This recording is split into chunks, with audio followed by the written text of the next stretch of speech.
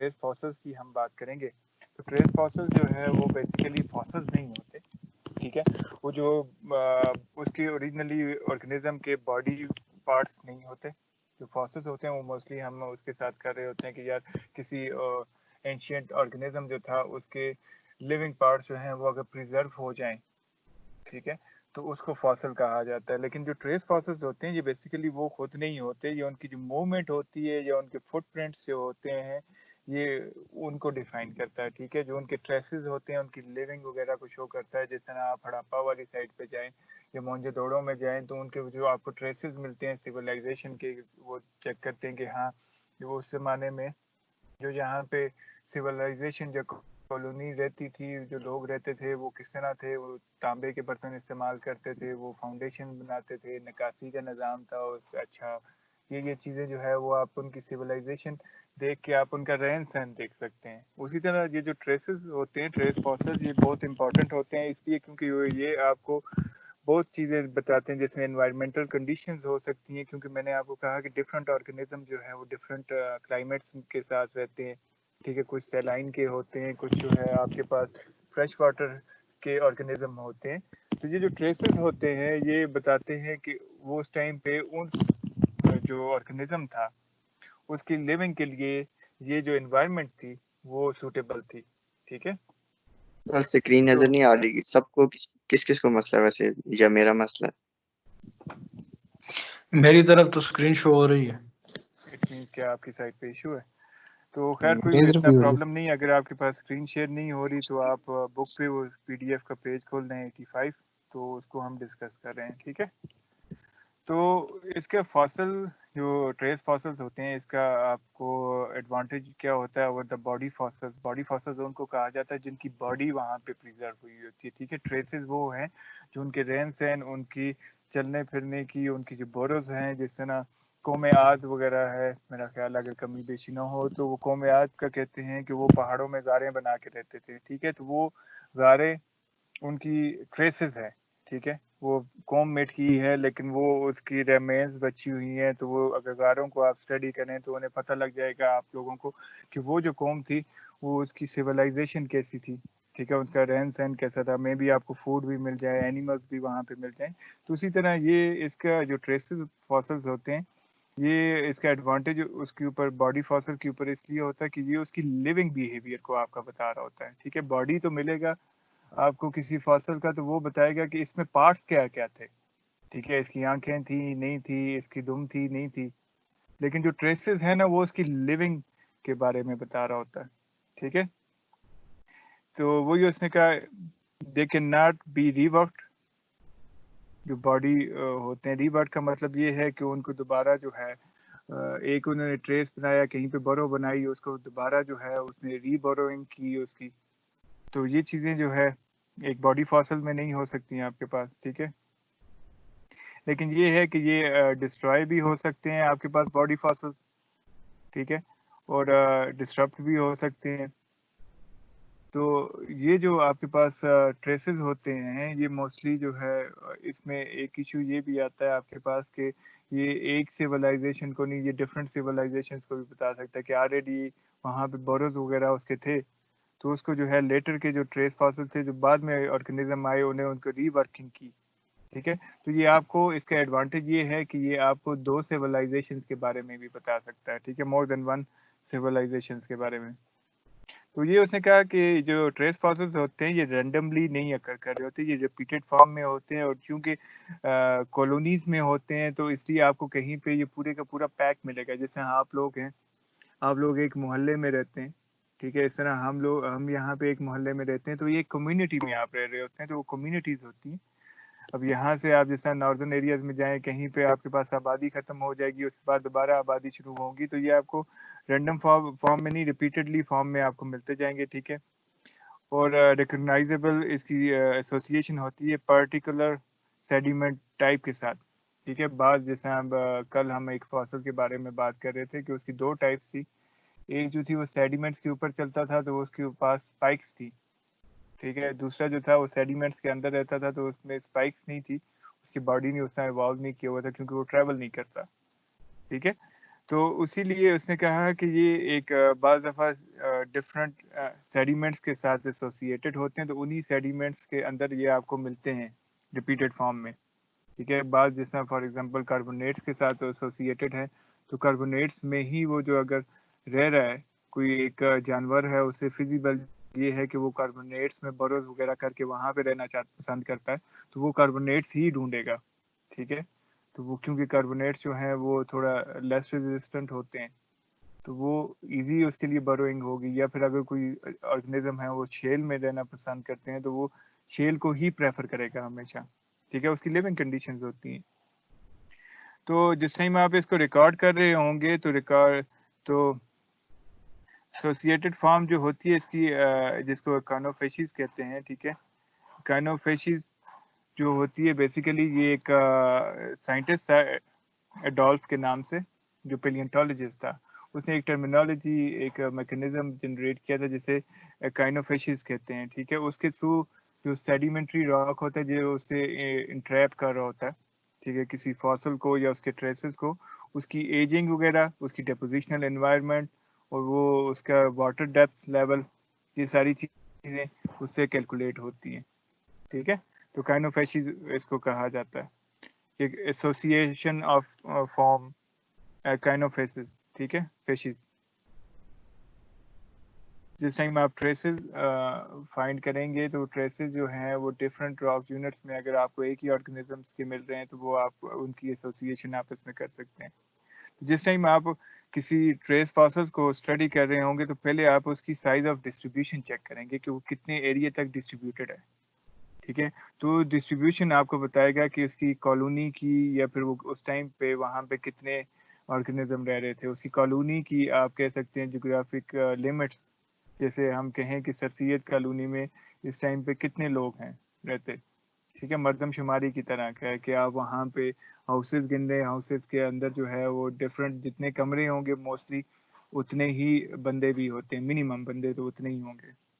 ठीक है, तो आप उसकी डिस्ट्रीब्यूशन देखेंगे वो कितने एरिया तक फैला हुआ है, फिर उसकी ज्योमेट्री को देखें। ठीक है, इंक्लूडिंग उसका आप डिफरेंट क्रॉस सेक्शन वगैरह लेके आप देख सकते हैं। ठीक है, सेम ही ट्रेस फॉसिल्स के association with other trace fossils के, इसके इनहेबिटेंट और दूसरे जो आपको ट्रेसेस मिले हैं कहीं पे, इन दोनों का अगर इनहेबिटेंट सेम है, अब जैसा इंसान है वो मकान बना के रहते हैं, ठीक है, परिंदे तो मकान बना के नहीं रहते, तो इसलिए मकान अगर आपको कहीं पे मिलते हैं तो इट मीन्स कि वो इंसानों की ही रिहाइश की जगह है। अगर केव्स वगैरह मिल रही हैं तो केव्स में मोस्टली जो है वो जानवर रहते हैं, तो आप इस तरह आपस में एसोसिएशन कर सकते हैं डिफरेंट रेस फॉसिल्स की। ठीक है, तो उसके अलावा उसके जो सेडिमेंट्री डिपॉजिट है जो उसके अंदर अगर इनफिलिंग हुई हुई है तो उसके आप करेक्टरिस्टिक्स वगैरह देखेंगे, फ्रीक्वेंसी एंड डेंसिटी, वही कि उनकी जो कॉलोनी या वो जो ट्रेसेस आपको मिल रहे हैं उसकी फ्रीक्वेंसी कितनी ज़्यादा है। जितने ज़्यादा मैंने आपको कहा एक घर में कमरे होंगे तो मोस्टली आइडियली यही होता है, अब आप लोगों के घर में भी मोस्टली उतने ही कमरे होते हैं जितनी ज़रूरत होते हैं। ठीक है, तो उसी तरह अगर कहीं पे उसकी डेंसिटी ज़्यादा हो जाती है, फ्रिक्वेंसी ज़्यादा हो जाती है, तो इट मीन्स कि उस टाइम पे उस ऑर्गेनिज्म की अबंडेंस थी। ठीक है, इसलिए वो उसे डिफरेंट मतलब ज़्यादा डेंस उसकी कॉलोनाइजेशन थी और उसने वो बरोज वगैरह जो किए हुए थे, या फिर उसकी इम्प्रिंटिंग जो है वो आपको ज़्यादा फॉर्म में मिलेगी। ठीक है, तो उसके अलावा उसने कहा प्रेजेंस एंड एब्सेंस ऑफ बरो होल लाइनिंग। ठीक है, जिस तरह बाज ऑर्गेनिक मैटर्स होते हैं, शेल फ्रेगमेंट्स होते हैं, तो वो जो बोरोस हैं उनके अंदर जो वाल की लाइनिंग्स हैं वो प्रेजेंट है या एब्सेंट है। ठीक है, ये उसके डिपेंड करता है उसके जो ऑर्गेनिज्म है उसकी बॉडी स्ट्रक्चर के ऊपर। ठीक है, अगर वो शेल वाला होगा तो ऑब्वियसली उसकी डिफरेंट बरो के साथ में उसकी मैंने आपको कहा था मोल्डिंग एंड कास्टिंग का। ठीक है, तो ये एक आपके पास मोल्डिंग सी बन जाती है उसकी, कि उसकी उसी के शेल के अकॉर्डिंगली जो उसका बरो है वो उसी तरह ही एंडुलेटरी फॉर्म में होगा। तो अगर एंडुलेटरी फॉर्म में होगा, जैसे आप एक ड्रिल मशीन कहीं पे किसी वॉल में ड्रिल करते हैं तो वो उसके अंदर जो है वो स्पाइरल, जो आप उस बोरो को देखेंगे आप तो उसके अंदर वो स्पाइरल किस्म की लाइनिंग पड़ी होंगी उस ड्रिल की, क्योंकि उसकी ड्रिलिंग का जो रोटेशन है उसकी वजह से उसके ऊपर जो वॉल होती है उसके ऊपर लाइनिंग पड़ रही है। उसके मुकाबले में अगर आप किसी पेज को लगाते हैं तो पेज में भी आपके पास डिफरेंट लाइनिंग होगी, ठीक है, डिफरेंट थिकनेस की लाइनिंग होगी। या फिर अगर आप कील गाड़ते हैं कहीं पे तो वहां पे वो लाइनिंग जो है वो स्ट्रेट होगी, पैरेलल टू द होल होगी, ठीक है। तो ये डिपेंड करता है कि उसके अंदर वो लाइनिंग जो है वो मिल रही है आपको या नहीं मिल रही, उसकी जो बरो है उसके अंदर। तो look for the tearing basically कहते हैं कि उसके शेल्फ वगैरह, ठीक है। ये बेसिकली ये एग्जांपल हुई, ये नीचे ओरिजिनल ट्यूब आपके पास जो है वो ए में, एक सेकंड में यहाँ पे थोड़ा पेन लेना चाहूँगा। तो ओरिजिनल ट्यूब आपके पास आती है ए में, एक ऑर्गेनिज्म है, उसने फॉर एग्जांपल ये यू शेप की बोरो की है, ठीक है। लेटर ऑन अगर वो उस पर डिपोजिशन होती जा रही है तो ऑब्वियसली उसको एयर चाहिए, अगर तो वो एयर के लिए वो अगर पहले यहाँ पे था इसके ऊपर ये डिपोजिशन हुई है तो वो अपने आप को अप शिफ्ट करेगा, ठीक है। उसका साइज तो उतना ही है ना, वो अपना साइज तो इंक्रीज नहीं कर सकता, तो वो बेसिकली अपनी बरो को जो है वो अपवर्ड शिफ्ट करेगा, ठीक है। और अगर इरोजन होती जा रही है तो उसकी एक डेप्थ तक उसने एक सेट किया हुआ है कि मैं अब ओरिजिनली उसका यही आपके पास उसका साइज है उसके बरो का, ठीक है। तो अगर डिपोजिशन होती है तो वो अपवर्ड मूव करता जाएगा। तो ये पीछे आपके पास जो है ये ट्रेसेस जो उसके लेवल है ना ये आपके पास मिलते जा रहे हैं, ठीक है, स्फीराइट जिसको कहते हैं। और अगर वहां पे एरोजन हो रही है और वो सरफेस पे एक्सपोज होता जा रहा है तो वो मजीद नीचे ड्रिल करता जाएगा, मजीद ड्रिल करते करते नीचे चला जाएगा, ठीक है। तो वो आप ये देखें उसके जो टेरेसेस वगैरह बने हुए हैं तो ये आपको उसके बारे में बताता है कि प्रीवियसली वहां पे अगर वो अपवर्ड मूव करता जा रहा है, ठीक है, तो इट मीन्स के वहां पे एट दैट टाइम सेडिमेंटेशन हो रही थी और डिपोजिशन हो रही थी। और अगर वो डाउनवर्ड मूव करता जा रहा है और उसके जो प्रीवियस आपके पास टेरेसेस हैं वो आपको शो करते हैं कि वो मजीद ऊपर की तरफ हैं, तो इट मीन्स कि वो उस टाइम पे वहाँ पे ड्राई कंडीशन थी, सेडिमेंट इनफ्लक्स नहीं आ रहा था और वो उसकी क्रॉस कटिंग करके वो मजीद नीचे की तरफ जा रहा था। तो ये जो ट्रेसेस होते हैं ये आपको ओल्ड जो उस टाइम पे पैलियोक्लाइमेटोलॉजी में के बारे में बताता है। उसके अलावा सेडिमेंटेशन के बारे में बताता है कि उस टाइम पे वेदर कंडीशन कैसी थी, सेडिमेंटेशन इनफ्लक्स आ रहा था कि नहीं आ रहा था, ठीक है। तो उसकी आप टीयरिंग जो उसके लेवल्स हैं वो आप देखेंगे।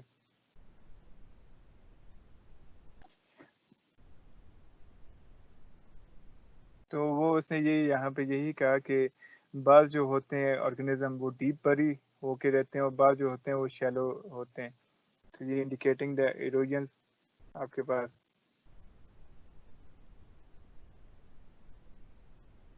इरोजन को बताएगा या डिपोजिशन को आपके पास बता रहा है।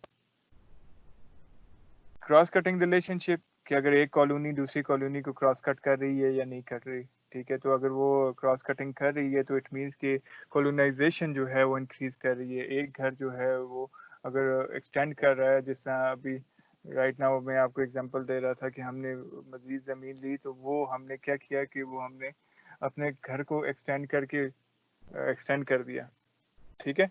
तो क्रॉस कटिंग में यही होता है कि अगर सिविलाइजेशन इंक्रीज कर रही है तो ऑर्गेनिज्म की, तो वो ऑब्वियसली वो अपने बोरोस को एक्सटेंड करता जाएगा, ठीक है। तो एक्सटेंड करने की वजह से वो जो पुराने बोरोस हैं वो क्या पता साथ में अब चूंकि ड्रिलिंग चल रही है तो साथ में कोई और ऑर्गेनिज्म की बोरो है तो वो उसको क्रॉस कट कर जाएगा। तो ये उसने कहा कि जब आप ट्रेस फॉसिल्स को देख रहे हैं तो don't forget to look up at the underside of the overhangs, ठीक है। जो ओवरहैंग्स वो होते हैं जो अगर आप किसी रॉक यूनिट के अलाउंग जाते हैं तो बाज जो होते हैं वो एक्सटेंडिंग या बल्जिंग आउटसाइड, बाज उसके बेडिंग प्लेन्स होते हैं। तो अगर बल्जिंग आउटसाइड हो तो आप उसको नीचे से देख सकते हैं, तो उसके ऊपर आपको, क्योंकि वो नॉर्मली एक्सपोज सरफेस पे नहीं होती वो वाले प्लेन्स, ठीक है। तो वो आप उसको एक्सटेंशन की वजह से वो एक्सपोज हो जाता है, तो आप उसको अगर नीचे से व्यू करेंगे तो वो आपको दो बेडिंग प्लेन्स के अलांग जो है, क्योंकि बेडिंग प्लेन्स के अलांग थोड़ी आपके पास क्लीवेज होती है तो वहाँ पे ड्रिलिंग इजी होती है, ठीक है। तो ऑर्गेनिजम्स के लिए भी, तो वहाँ पे वो अपनी कॉलोनाइजेशन वगैरह बनाते हैं, बोरोज वगैरह वो वहाँ पे बनाए होता है उन्होंने।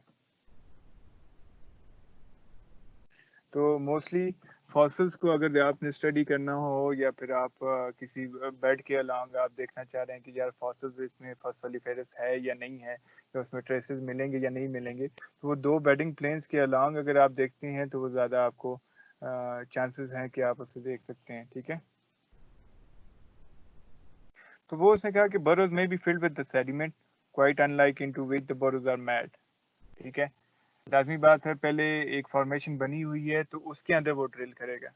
ठीक है, तो burrows जो है क्योंकि वो अब खाली तो नहीं रह सकते, मिलियंस ऑफ ईयर पुराने वो फॉसिल्स हैं, ठीक है, पुराने ऑर्गेनिजम्स हैं, तो अगर वो उन्होंने बरो किया और वो ऑर्गेनिज्म डेड हो गया, उसके बाद उसमें इनफिलिंग हो जाती है। तो इनफिलिंग जो होती है वो मोस्टली सेडिमेंट्स की होती है। तो sediment most of the cases में उसी रॉक की नहीं होती, ठीक है, जिसमें बरो हुआ होता है।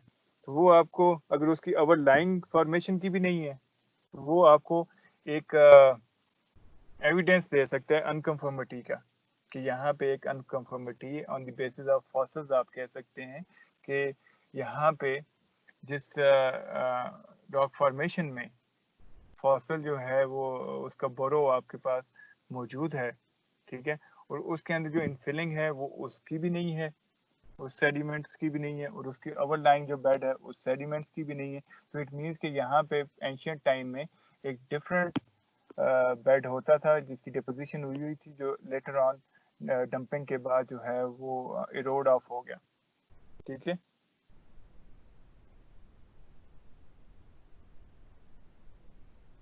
Yes sir.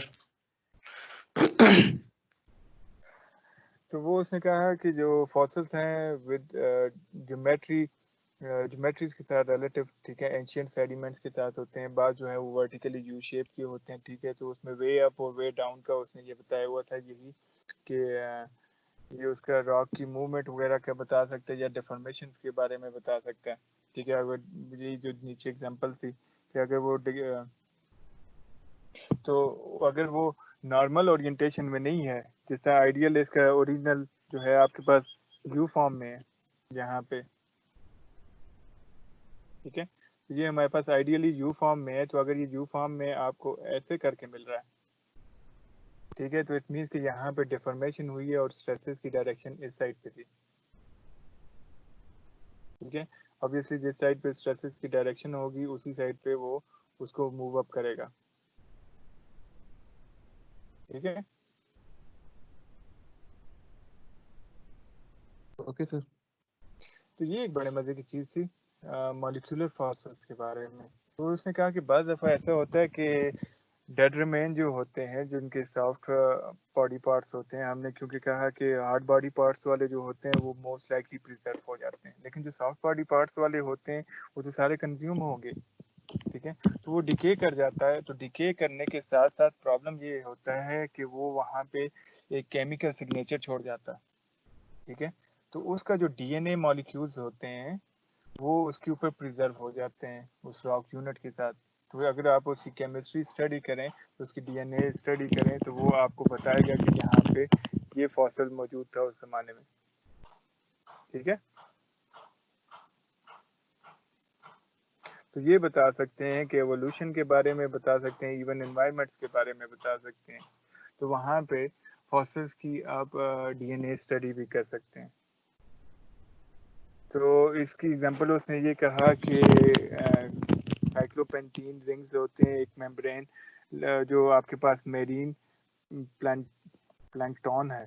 ठीक है, इसकी मेम्ब्रेन लिपिड में, लिपिड्स क्या होती है, लिपिड बेसिकली उसका एक सेल बॉडी पार्ट होता है। ठीक है, जो फैटी एसिड्स के ऊपर डिपेंड कर रहा होता है। ठीक है, तो फैटी एसिड्स की वजह से वो इसके अंदर आपके जो है वो बॉडी के जो ऑयल्स वगैरह होते हैं, नेचुरल ऑयल्स हो सकते हैं या फिर जो स्टेरॉइड्स वगैरह होते हैं, ये उससे मिल के बना होता है। ठीक है, तो इसमें उसका डीएनए कैप्चर्ड हुआ होता है। तो जब वो वहाँ पे अगर इरोड ऑफ हो जाएगा या टेम्परेचर के साथ जो है वो सी टेम्परेचर वेरिएशन के साथ जो है वो अगर डिकम्पोज हो गया, तो वो आपको वहाँ पे उसके सिग्नेचर रह जाएंगे, तो उन सिग्नेचर्स को आप जिस टाइम स्टडी करेंगे तो आपको एनुअल एवरेज चेंज पता लग जाएगी टेम्परेचर में, या फिर परहैप्स सीजनल चेंज पता लग जाएगी, जिससे आपको पता लगेगा कि ये ऑर्गेनिज्म जो है वो कब जो है वो मरा, ठीक है। और उसकी वजूहत क्या थी, टेम्परेचर में राइज था या टेम्परेचर में लो था, जो उसकी कंपेटेबल नहीं था, ठीक है। तो उसका प्रॉब्लम ये होता है कि जैसे ही आप इन सैंपल्स को कलेक्ट कर रहे होंगे तो वो उसमें कंटेमिनेशन का आपने बड़ा ख्याल रखना होगा कि आपस में क्रॉस कंटेमिनेशन ना हो जाए। अब ये जो आपके पास लिपिड्स होते हैं ये वाटर में सॉल्वेबल नहीं होते, ठीक है। अभी ये एग्जांपल उसने मेरीन प्लैंक्टन की ही दी थी, तो वो ऑब्वियसली मेरीन में होगा। तो ये जो आपके पास एंजाइम्स होते हैं लिपिड्स, ठीक है, जिसके थ्रू वो डीएनए एक्सट्रैक्ट करके देखते हैं, ठीक है। तो ये जो होते हैं ये वाटर में सॉलेबल नहीं होते, लेकिन ऑर्गेनिक सॉल्यूशंस में ये सॉलेबल होते हैं। तो अगर आपका बैग जो है वो ऑर्गेनिक्स का बना हुआ है, या फिर आप आपस में इन दोनों को आपने कोई दो सैंपल्स जो थे उन्हें आपने केयर नहीं की, आपस में मिक्सअप कर दिया, तो वो डीएनए की मिक्सचर आपको बता सकता है, आपके जो रिजल्ट्स होते हैं वो ओरिजिनल नहीं रहेंगे, ठीक है।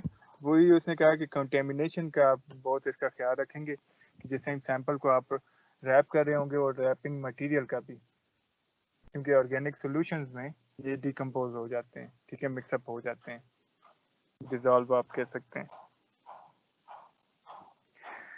तो फॉसिल्स की distribution and where to find them, ठीक है। तो बेसिकली उसने कहा कि जिस टाइम आप फॉसिल को स्टडी कर रहे हो तो पहले आप लूज पीसेस को ऑफ द रॉक मटेरियल, जिसे हम फ्लोट भी कहते हैं, उन्हें आप स्टडी करें, उन एक्सपोजर्स को, ठीक है। तो जिस टाइम आपको ये फॉसिल वगैरह कोई आइडेंटिफाई हो जाए तो नेक्स्ट में ये होता है कि आप उसकी लिथोलॉजी को रिलेट करेंगे फॉसिल बीरिंग फ्लोट्स की, ठीक है, कि एट दैट प्लेस जहाँ पे फॉसिल मिला है उसकी लिथोलॉजी क्या है, सैंडस्टोन है, शेल है, कौन सा है, ठीक है। तो उसी के साथ आप कोरिलेटेबल उसी फॉर लिथोलॉजी को क्रॉस द क्लिफ अगर आप देखते हैं तो वो भी आपको वो आगे प्रोसीड करेगा, ठीक है। जैसे अगर आपने ह्यूमन रेस को स्टडी करना है तो ह्यूमन रेस आपको होलोसीन के अंदर मिलेगी, ठीक है, आपको पेलियोसीन में नहीं मिलता। अगर पेलियोसीन में किसी ने उसे दफना दिया किसी बंदे को पेलियोसीन की रॉक्स में, इट डजंट मीन कि वो पेलियोसीन का ही फॉसिल था। अगर आपको ह्यूमन रिमेन्स मिलेंगे जो कि इंडेक्स फॉसिल्स होते हैं, कल हमने जिस तरह बात की थी कि इंडेक्स फॉसिल्स ये होते हैं कि किसी एरा को डिफाइन कर रहे होते हैं, तो आपके अगर आपको ह्यूमन के रिमेन मिलते हैं तो वो ऑब्वियसली आपके पास होलोसीन्स के ही रिमेन्स हैं। डायनासोर के मिल रहे हैं तो वो जुरासिक वगैरह की एज के।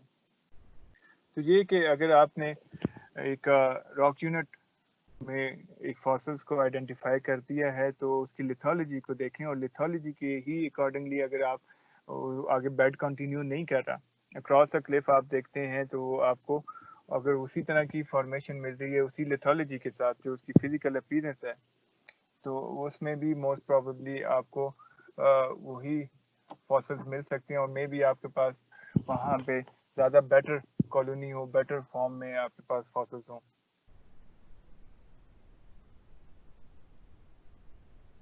तो उसने कहा कि लाजमी नहीं है कि फ्लोटिंग बेड की सरफेसेस के अलांग जो है वो फॉसिल्स आपको ज़्यादा ऑब्वियसली ही मिल जाएं बाज़ वक्त, क्योंकि वो एरोडेड फॉर्म में होते हैं तो वहाँ से एरोड ऑफ भी हो सकते हैं फॉसिल्स।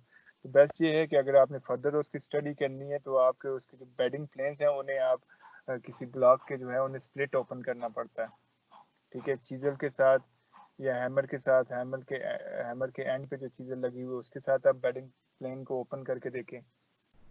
तो फर्स्ट आइडेंटिफिकेशन ये होगी कि अगर आपको कोई फ्लोटिंग फॉर्म में मिल रहा है रॉक लिथोलॉजी, तो उसकी बॉटम पे आप देखें तो बॉटम पे अगर आपको मिलता है बॉटम फेस पे, तो वो आपको एक आइडेंटिफिकेशन हो जाएगी कि इस फॉर्मेशन में फॉसिल्स हैं मौजूद। तो फर्दर आपने अगर स्टडी करनी है तो आप उसके बेडिंग प्लेन जो हैं उन्हें चीरेंगे, उन्हें ओपन करेंगे, तो उसमें आपको फॉसिल्स वगैरह मिल सकते हैं, ठीक है। उसके अलावा उसने कहा कि कल हम जिस तरह बात कर रहे थे उसकी प्रिजर्वेशन के मोड क्या होते हैं। अगर प्रिजर्वेशन में मोस्टली जो है वो एनारोबिक कंडीशन में जब ऑक्सीजन की कमी हो तो तब ज़्यादा वो प्रिजर्व होता है, क्योंकि उसमें बैक्टीरिया नहीं होते तो वो उसे टिके नहीं कर सकते। तो वो हमने कहा था कि अगर सेडिमेंट्स जो हैं वो फाइन ग्रेन हो तो उसमें ऑक्सीजन की कम्युलेशन कम होती है, ठीक है। तो अगर डार्कर प्लेसेस में आपको कोई फॉर्मेशन है वो डार्कर कलर की मिल रही है, जिसमें वो आपको आइडेंटिफिकेशन होती है कि ये जो है वहाँ पे लेस ऑक्सीजन है, कंडीशंस है, तो मोस्ट प्रोबेबली वहाँ पे ऑर्गेनिक जो मैटर है वो प्रिजर्व हो सकता है। यूजली मीन जो डार्कर कलर होते हैं वो फाइन ग्रेन सेडिमेंट्री डिपॉजिट्स होते हैं, टिपिकली जिसमें मड स्टोन हो गया आपके पास, या फिर अगर आपके पास जो है वो सेडिमेंट रेट जो है वो हाई है, कि मैंने आपको कहा उसका अगर क्विक बरियल होगा तो वो डिकम्पोज नहीं होगा, ठीक है।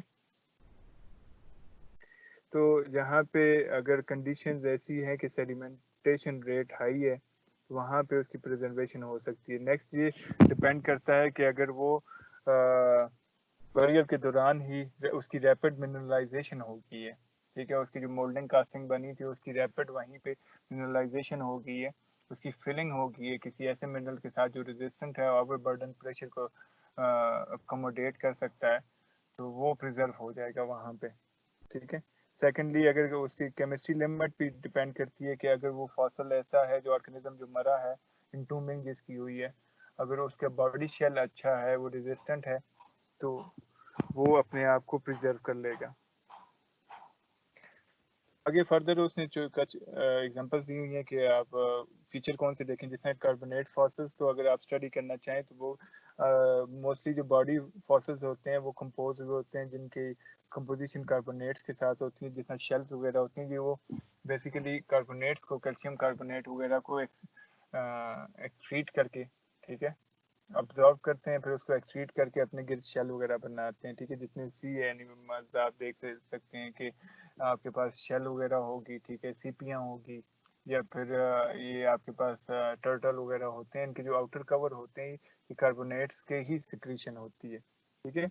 वो मोस्टली ऑब्वियसली अगर आप किसी कार्बोनेट वाले जो शेल के ऑर्गेनिज्म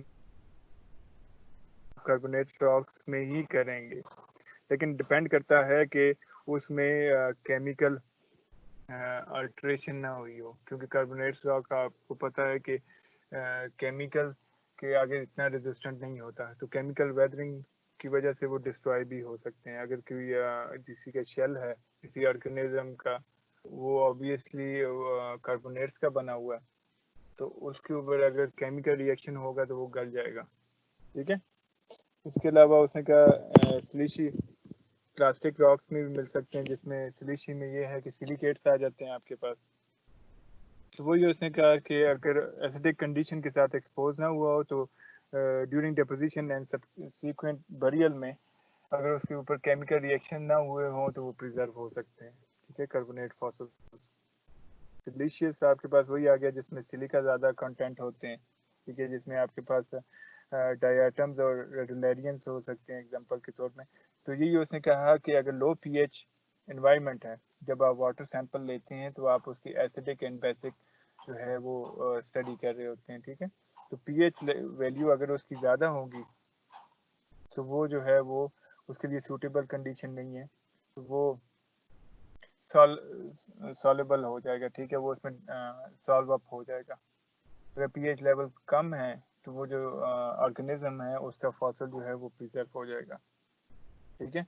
अब उसने फर्दर उसने कहा कि कलर भी बड़ा इंपॉर्टेंट फीचर है। अगर आप फॉसल की स्टडी के लिए जा रहे हैं तो एक रॉक यूनिट है उसकी कलर जो है वो बड़ा मैटर करता है कि ये फॉसल इसमें होंगे या नहीं। वो इस तरह के अगर हमने अभी थोड़ी देर पहले कहा कि अगर फाइन ग्रेन होंगे, ठीक है, तो उसमें ऑक्सीजन की कमी होगी, जब ऑक्सीजन की कमी होगी तो वो फिर अगर फॉसल्स हैं तो वो नहीं प्रिजर्व करेगा, ठीक है। वही ये कह रहा है कि अगर एक generally red to brown sedimentary deposit है और उसमें आपके पास टिपिकल पैचेस मिल रहे हैं जिसमें ग्रे और ग्रीनिश स्पॉट्स वगैरह मिल रहे हैं, तो उन पोर्शन को जो आके आप स्टडी करें तो वो पोर्शन जो है मोस्टली वो उसमें ऑक्सीजन की कमी की वजह से ज़्यादा प्रिजर्वेशन हो सकती है, ठीक है। बाकी भी लोकेलिटी पे होंगे लेकिन वो डिकम्पोज हो जाएंगे, लेकिन ये लोकेलिटी जहाँ पे वो आपके पास डार्कर पैचेस मिल रहे हैं वहाँ पे ऑक्सीजन की कमी थी, ऑक्सीजन की कमी की वजह से वो डिके नहीं हुए, ठीक है, ये फ़र्क है। तो सेडिमेंट्री रेट्स वगैरह भी आप देख सकते हैं, अगर फाइन ग्रेन्स हैं या फिर उसमें सेडिमेंट्री इनफ्लक्स ज़्यादा आ रहा है, ठीक है, आपके पास अगर तो वो पोस्ट मॉर्टम, ठीक है, मॉर्टम कहते हैं मरने को, तो मरने के बाद अगर ऑक्सीजन आप उसके पास एक्सेसिव फॉर्म में है तो ऑब्वियसली वो डिके कर जाएगा। अगर मरने के बाद उसकी ऑक्सीजन वो जहाँ पे वो बरी हुआ है उसमें ऑक्सीजन की कमी है तो वो प्रिजर्व हो जाएगा।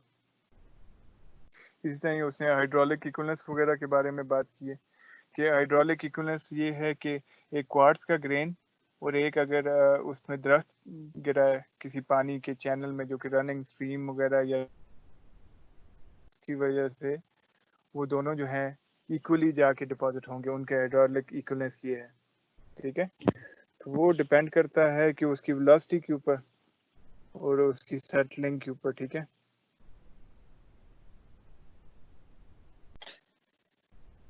तो इसलिए उसने कहा कि ये ज़्यादा कोई इतनी सरप्राइजिंग नहीं है कि आपको जो है basal lags of the river channel पे आपको फॉसिल्स मिल सकते हैं, जो कि इसी तरह जो आपके पास लीव्स वगैरह हैं वो उसके फॉसिल्स मिल सकते हैं प्रिजर्व होके किसी लेक के बॉटम में। जैसा मोस्टली ये होता है लेक के दरख्त होते हैं, दरख्तों पर से जब पतझड़ में पत्ते वगैरह गिरते हैं तो उसकी सरफेस के साथ इन कांटेक्ट होके तो अगर वो बीच में सिंक डाउन हो जाते हैं तो उसके ऊपर अगर इनफ्लक्स सेडिमेंट्स का तेज है तो वो बरी अप हो जाएंगे, ठीक है। तो ये आगे देखना कि ट्रांसपोर्टेड है रॉक, जो फॉसिल है वो ट्रांसपोर्टेड है या वहीं का इन सिचु है, ठीक है। इसके बारे में आगे ये टॉपिक है कि इन सिचुओ का मतलब ये है कि वहीं का ही रिहायशी था और वहीं पे ही मरने के बाद वो प्रिजर्व हो गया, उसको ऑटोक्थोनस कहते हैं, ठीक है, जो वहीं का इनहेबिटेंट हो, ठीक है। अगर फॉर एग्जांपल कोई शख्स है वो एबटाबाद का रिहायशी है, वो कराची में मर जाता है तो वो ट्रांसपोर्टेड है, ठीक है। एबटाबाद का रिहायशी आया जाता है तो वो इन सिचु या ऑटोक्थोनस कहेगा, ठीक है उसको। और अगर हो जाता है या फिर रीवर्क हो जाता है from an older deposit, for example जहाँ पे वो दफनाया गया था, ठीक है, लेकिन वो उसका जो कब्र थी वो रिवर किसी के अलाउंड थी तो वो उसको उसकी डेड बॉडी को उठा के उसने हवेलिया में या हरिपुर में जाके डंप कर दिया, तो उसको रीवर्किंग कहते हैं, ठीक है। कि ओरिजिनली वो इन सिचु ही था लेकिन वो लेटर ऑन जो है रीवर्किंग की वजह से वो कहीं और जाके डंप हो गया, ठीक है। उसको अटकथोनस कहते हैं, सॉरी अलगथोनस कहते हैं, ठीक है। अब आपको लैंड प्लॉट फॉसिल मिले, जिस तरह चीड़ का दरख्त मिल गया या आपके पास जो है चिनार का दरख्त मिल गया, ये हमें पता है ये लैंड ट्रीज हैं। लेकिन अगर ये आपको मेरीन के सेडिमेंटेशन में मिलते हैं तो ऑब्वियसली ये आपके पास इलेक्ट्रॉनस होगा, ठीक है, क्योंकि वो वहीं पे बन के वहीं पे ही वो डंप नहीं हो गया। इसी तरह अगर आपको किसी शेर की या किसी इंसान की बॉडी जो है वो किसी ओशन के अंदर बर्डेड मिलती है तो वो अब ऑब्वियसली ये जो है ये कॉन्टिनेंट पे रहने वाली स्पीशीज हैं, इनकी बॉडी अगर आपको ओशन के रॉक्स में मिल रही है तो इट मीन्स के ये यहाँ से ट्रांसपोर्ट हुआ है, ठीक है, तो वो इलेक्ट्रॉनस है। तो वही उसने कहा कि ये जो अब जिस तरह एक साथ में हुई उसमें वो ट्रीज वगैरह को ले के साथ में ट्रांसपोर्ट करता जाता है, तो ट्रीज आपको पता है ये फ्लोटिंग इन में एबिलिटी होती है, तो ये आपके पास अर्थ में कई ज़्यादा डिस्टेंस कवर अप कर सकते हैं, ठीक है। तो इनकी इलेक्ट्रॉनस होना और इनका जो है वो जब तक ये कहीं पे आपके पास अबंडेंस फॉर्म में नहीं मिल रहे, ठीक है, तो इट मीन्स कि ये ज़्यादा दूर से ट्रेवल होके आ सकता है। तो ऑब्वियसली अगर आपके पास एक दो ही फॉसिल्स मिल रहे हैं तो इट मीन्स कि वो कहीं दूर से आ सकते हैं। अगर वो ज़्यादा फॉसिल्स आपको मिल सकते हैं तो एक ही स्पीशी के ये मतलब एक ही प्लांट के, तो इट मीन्स के करीब में कहीं पे कोई फॉरेस्ट वगैरह था तो वहीं पर से ये सारे इरोड होके वहाँ पे आए और ट्रेवल होके। तो ये अभी उसने एक कोल की एग्जांपल दी हुई है यहाँ पे। कोल में आपके पास जो है वो और आपके पास टर्कथोनिस भी होते हैं। वही उसने कहा कि सम केसेस में आप ये डिफाइन नहीं कर सकते कि ये आया ट्रांसपोर्टेड है या वहीं पे ही डंप हुआ है। तो उसकी आगे एग्जांपल कैसे हैं, उसने कहा कि टर्कथोनिस तब होगा कोल का कोल ऑब्वियसली एक आपके पास प्लांट्स होते हैं या ट्रीज की वजह से बनता है एनारोबिक कंडीशन में।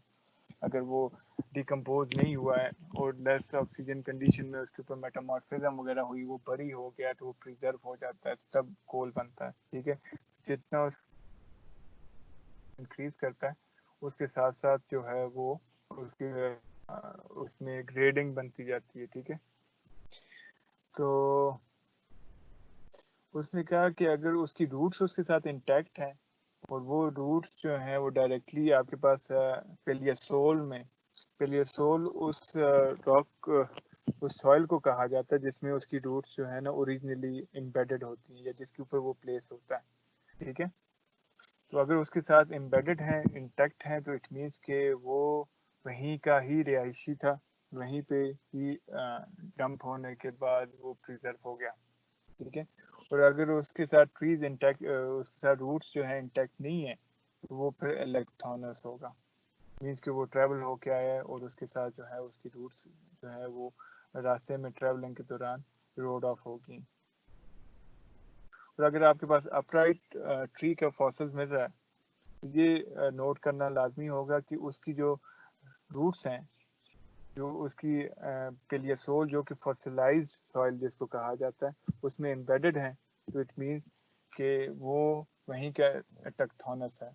ठीक है, कि वहीं का ही रिहायशी था और वहीं पे ही दफनाया गया। और अगर उसकी रूट्स उसके अंदर एम्बेडेड नहीं है तो इट मीन्स वो ट्रांसपोर्टेड है। और अगर आपको कोई फॉसिल ब्रोकन फॉर्म में मिले तो उसका ये है कि ये देखा जाएगा कि वो प्री बरियल ट्रांसपोर्ट हुआ उसका या आफ्टर में रीवर्किंग के साथ हुई है। ठीक है, अगर वो ब्रोकन फॉर्म में है और आपको उसकी इसका सिंपल मैकेनिज्म ये है कि अगर वो वहीं पे ही प्रिजर्वेशन के दौरान उसकी ब्रेकिंग हुई है तो उसके बाकी पीसेस भी वहीं पे होंगे।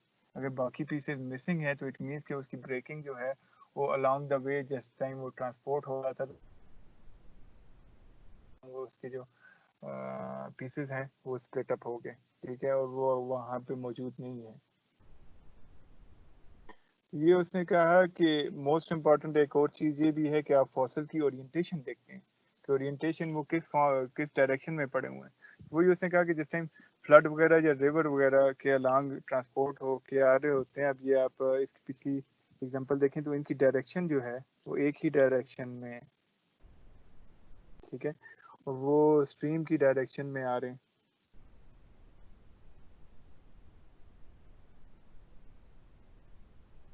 अब ट्री इसकी रूट जो है उसके पीछे लैग बैक कर रही है। ठीक है, तो आप अगर वो अब जिस टाइम जाके कहीं पे डंप होंगे तो इनका सर जो है वो एक साइड पे ही होगा और इनकी जो रूट्स हैं वो दूसरी साइड पे होंगी। ठीक है, तो वो आप ये भी देख सकते हैं कि उसकी ओरिएंटेशन किस साइड पे है। ठीक है, तो फॉसिल की ओरिएंटेशन जो ट्रांसपोर्ट होके आए हुए होते हैं तो मोस्टली उनकी ओरिएंटेशन एक ही साइड पे होती है, तो इस चीज़ को भी इनकॉर्पोरेट करना चाहिए। अगर रिवर के अलॉन्ग वो आएंगे तो उनके जो है वो स्विंग अप करते हुए, ठीक है, उनकी जो पॉइंट डाउन स्ट्रीम की तरफ, डाउन स्ट्रीम का मतलब ये है कि जिस साइड पे उसका बहाव हुआ है, ठीक है, तो उसका जो पत्ते वगैरह हैं जो जो उसका टॉप है वो बहाव की तरफ पे होगा। इसी तरह अगर वो ब्लोन अवे हो जाते हैं किसी विंड के साथ या फिर वॉल्केनिक पायरोक्लास्टिक फ्लो के साथ, जो कि आपके पास वॉल्केनो जब होता है, ठीक है, उसमें जो पायरोक्लास्टिक फ्लो होता है जिसमें आपके पास इनिशियल उसका वो बनता है, क्या नाम है यार, वॉल्केनिक बम्प्स वगैरह जिसमें कहा जाते हैं। ठीक है, तो उसके साथ अगर वो ब्लो करता है जिस टाइम पे वो अपनी जो उसका वॉल्केनिक नेक है उसको क्लियर अप कर रहा होता है, तो उसके साथ अगर वो ब्लो करके आया तो वो उसकी ऑब्वियसली ब्लो की वजह से उसका जो भारी पोर्शन है, जिसमें आपने शटल वगैरह को देखा होगा, शटल को जिस टाइम आप हिट करते हैं तो उसका जो कॉक वाला पोर्शन होता है वो हैवी होता है, तो जिस टाइम आप हिट करते हैं दूसरे बंदे के पास जाते हैं तो उसका वो कॉक वाला पोर्शन उसकी तरफ पॉइंटिंग होता है ताकि वो फिर उसको हिट करे। ठीक है, तो उसका वेट जो है ऑब्वियसली किसी भी ट्री का रूट से ज़्यादा उसका वेट जो है उसके लीव्स वगैरह में और ब्रांचेस में, तो इसलिए जब वो ब्लो करेगा तो ऑब्वियसली उसका जो हेड है वो एक डायरेक्शन की तरफ पॉइंट अवे हो जाएंगे।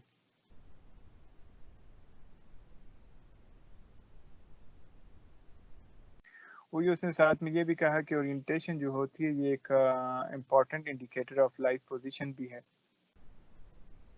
तो उसमें आगे उसने एग्जांपल दी बाइवॉल्व्स की, और सिंगल वॉल्स की। तो वही उसने कहा कि अगर उसके दोनों शेल्स जो हैं, उसके जो वॉल्स हैं वो इंटैक्ट हैं, तो इट मीन्स कि वो उसमें ज़्यादा डिकम्पोजिशन नहीं हुई आफ्टर द पोस्टमार्टम। ठीक है, वो उसके मरने के बाद उसे जो ट्रांसपोर्टेशन हुई है उसमें अगर उसके दोनों वॉल्स जो हैं वो इंटैक्ट हैं, तो इट मीन्स कि उसकी डिफॉर्मेशन वगैरह नहीं हुई।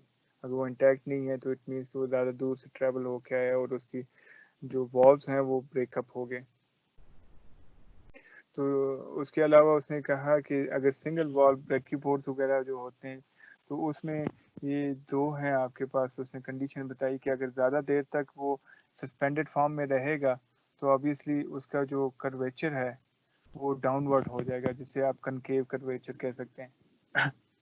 ठीक है, अनस्टेबल करंट होगा तो उसकी वजह से वो ओरिएंट डाउन फेसिंग हो जाएंगे। जबकि अगर स्टेबल करंट फ्लो जा रहा होगा तो वो ऑब्वियसली वो फिर आपके पास इस डायरेक्शन में होंगे। ठीक है, तो पैलियो कलर उसकी डायरेक्शन जो है उस डिपॉजिट की, अगर सिंगल वॉल को आप स्टडी कर रहे हैं तो उसकी डायरेक्शन या उसका जो ओरिएंटेशन है वो इस चीज़ को भी डिफाइन करती है कि पैलियो एंशियंट टाइम पे जिस टाइम पे वो यहाँ पे ट्रांसपोर्ट होकर डंप हो रहा था तो उस टाइम पे उस वाटर चैनल जो था जिसके अलॉन्ग वो ट्रेवल कर रहा था तो उसकी स्टेबल था या अनस्टेबल था।